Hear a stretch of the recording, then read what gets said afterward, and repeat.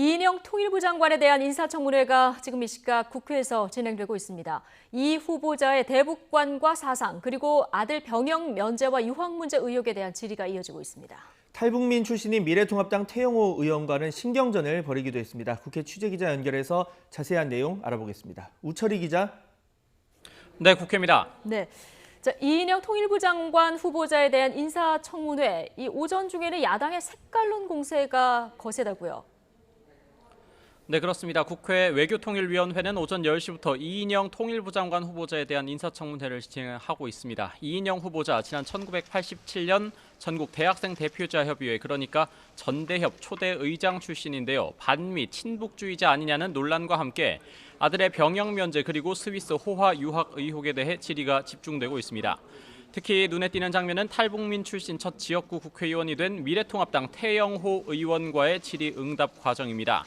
태 의원은 아직도 북한의 주체 사상을 신봉하느냐면서 사상 전향을 했느냐고 여러 차례 따져 물었고요. 이 후보자는 전향은 태 의원처럼 북에서 남으로 온 사람에게 해당하는 얘기라면서 온당치 않은 질문이라고 신경전을 벌이기도 했습니다.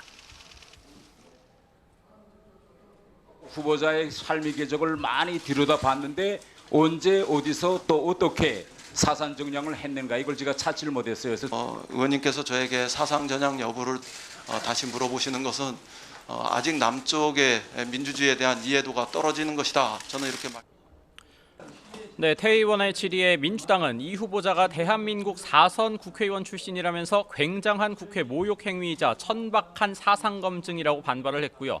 통합당은 과거 행적을 볼 때 사상을 묻는 건 당연하다면서 동료 의원의 발언을 부적절하다고 따지는 건 예의가 아니라고 맞섰습니다.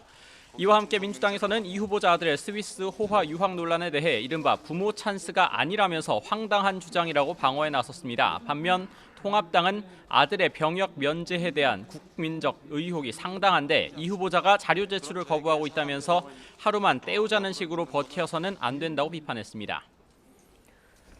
네, 이런 가운데 오늘 오후에는 대정부 질문이 이틀째 이어지죠. 네, 그렇습니다. 오늘은 경제 분야입니다. 한국판 뉴딜 정책 그리고 부동산과 세금 문제가 주를 이룰 전망입니다. 먼저 여당인 민주당, 코로나19 극복과 경제 활성화를 위해 한국판 뉴딜 정책의 필요성을 강조하면서 국회 차원의 지원을 강조할 방침입니다.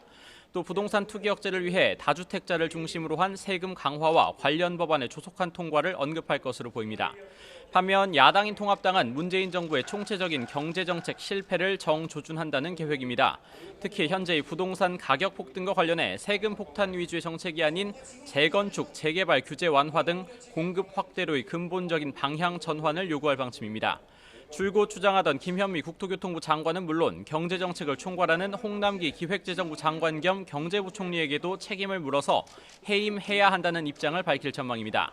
이와 함께 오늘 대정부 질문에 앞서 야당에서 발의한 추미애 법무부 장관에 대한 탄핵소추안 표결도 이뤄질 예정입니다. 장관 탄핵소추 의결 요건은 재적 의원 과반수 찬성인데요. 다수인 민주당에서 반대하고 있는 만큼 통과될 가능성 낮습니다. 하지만 통합당 탄핵소추안 표결만으로도 추 장관의 윤석열 검찰총장 압박 등에 대한 불법성을 충분히 알릴 수 있어서 정치적 의미가 크다는 입장입니다. 지금까지 국회에서 YTN 우철입니다.